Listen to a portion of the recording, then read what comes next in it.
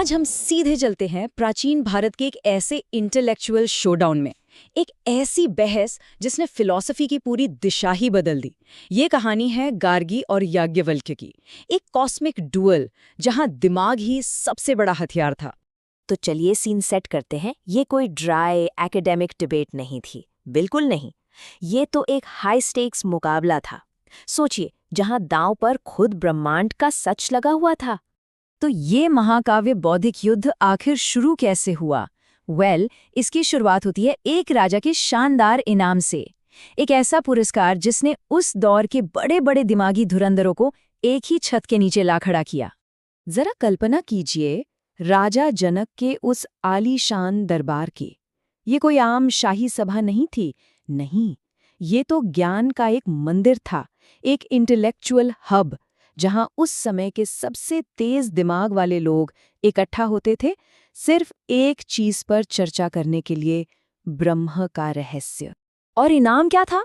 सुनेंगे तो हैरान रह जाएंगे। एक दो नहीं, पूरी 1000 गायें, और वो भी ऐसी वैसी नहीं, जिनके सींग ठोस सोने से मढ़े हुए थे। मतलब ये सिर्फ दौलत की बात नहीं थी, ये इस बात का ऐलान था कि जो जीतेगा वो ज्ञान के शिखर पर है। तो अब मिलते हैं इस मुकाबले के दो मेन कंटेंडर्स से। एक तरफ है चैंपियन याज्ञवल्क्य, एक ऐसा नाम जिनका दिमाग मतलब अनशेकेबल लॉजिक, वेदों के मास्टर जिन्हें हराना नामुमकिन माना जाता था। और दूसरी तरफ है चैलेंजर गार्गी वाचकनवी, एक महिला दार्शनिक जो उस पुरुष प्रधान समाज में अपनी तेज बुद्धि और आध्यात्मिक समझ के लिए जानी जाती थीं। क्या मुकाबला होने वाला था! और बस यहीं से मुकाबला शुरू होता है। गार्गी अपने सवालों का सिलसिला शुरू करती हैं, और ये सवाल ऐसे हैं जैसे कोई कॉस्मिक लैडर हो, ब्रह्मांड की सीढ़ी जो हमें अस्तित्व की गहराइयों में ले जाती है, लेयर बाय लेयर। गार्गी का पहला ही सवाल जरा सुनिए कितना गहरा है। वो पूछती हैं, हे याज्ञवल्क्य, अगर ये सारी दुनिया, ये धरती पानी पर बुनी है, तो फिर पानी किस चीज पर बुना है? सुनने में शायद ये सिंपल लगे, लेकिन असल में ये सवाल रियलिटी की बुनियादों को ही हिला रहा था।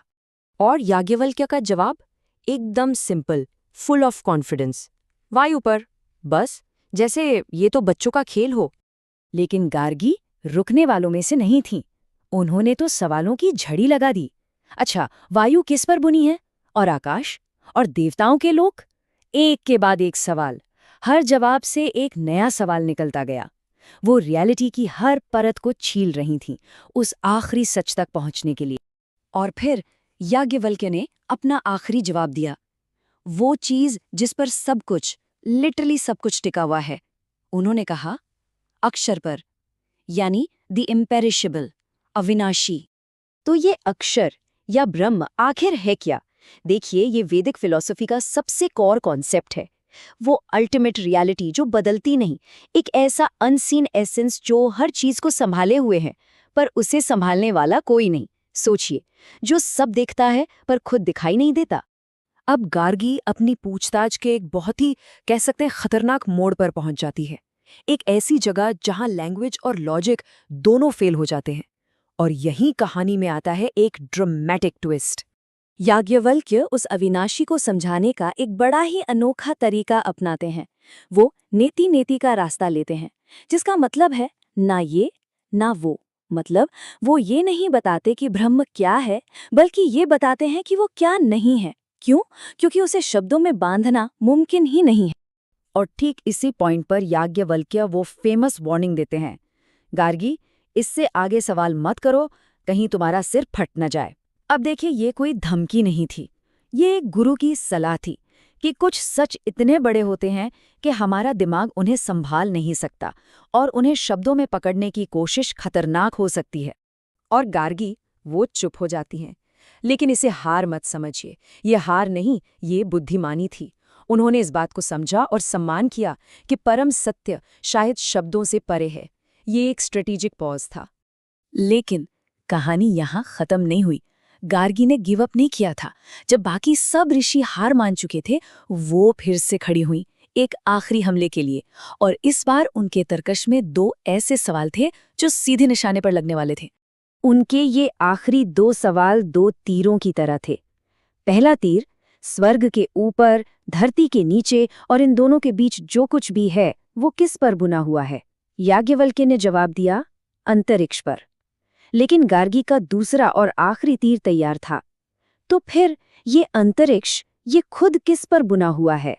और जवाब एक बार फिर वही था, अविनाशी, द इम्पेरिशेबल, वो इटर्नल रियलिटी जो सिर्फ दुनिया की चीजों का ही नहीं बल्कि खुद स्पेस का भी आधार है। यही वो आखिरी धागा है जिससे पूरा ब्रह्मांड बुना गया है। ये जवाब सुनकर गार्गी पूरी तरह से सैटिस्फाइड हो गईं। उन्होंने भरी सभा की तरफ मुड़कर ऐलान कर दिया कि याज्ञवल्क्य ही परम ज्ञानी हैं। उन्होंने भले ही बहस न जीती हो, लेकिन उन्होंने सच को पा लिया था। तो ये कहानी सिर्फ एक पुराने जमाने की बहस होकर खत्म नहीं हो जाती, बिल्कुल नहीं। इसकी लेगेसी, इसका सबक आज भी हमारे लिए उतना ही रेलेवेंट है। चलिए देखते हैं कैसे। तो इस कहानी का लास्टिंग इम्पैक्ट क्या है? देखिए, याज्ञवल्क्य ने हमें ब्रह्मांड के नेचर के बारे में समझाया, जो हजारों सालों से फिलॉसफी को इन्फ्लुएंस कर रहा है। लेकिन गार्गी, वो इंटेलेक्चुअल करेज और जेंडर इक्वालिटी की एक मिसाल बन गई। और ये पूरी बहस हमें सिखाती है कि असली ज्ञान नीडर होकर सवाल पूछने से ही मिलता है। खास तौर पर गार्गी से हम बहुत कुछ सीख सकते हैं। पहली बात, ज्ञान पर किसी जेंडर की मोनोपोली नहीं होती। दूसरी, सच तक जाने का रास्ता हिम्मत भरे सवालों से ही होकर गुजरता है। और तीसरी, और ये बहुत जरूरी है, असली बुद्धिमानी ये जानने में भी है कि सवालों की सीमा कहाँ है। इन दोनों का ये जो डायलॉग है, जो बृहदारण्यक उपनिषद में हमेशा के लिए दर्ज हो गया, ये सिर्फ एक कहानी नहीं है। ये हम सब के लिए एक रिमाइंडर है, एक प्रेरणा है कि हम अपनी रियलिटी पर सवाल उठाएं। और ये पूरी कहानी हमें एक आखिरी सवाल पर लाकर छोड़ देती है। जैसे गार्गी ने उस धागे को खोजा जिसने पूरे ब्रह्मांड को बुन रखा है, वैसे ही कभी सोचा है वो कौन सा अनसीन थ्रेड है जो हमारी अपनी दुनिया को बुनता है?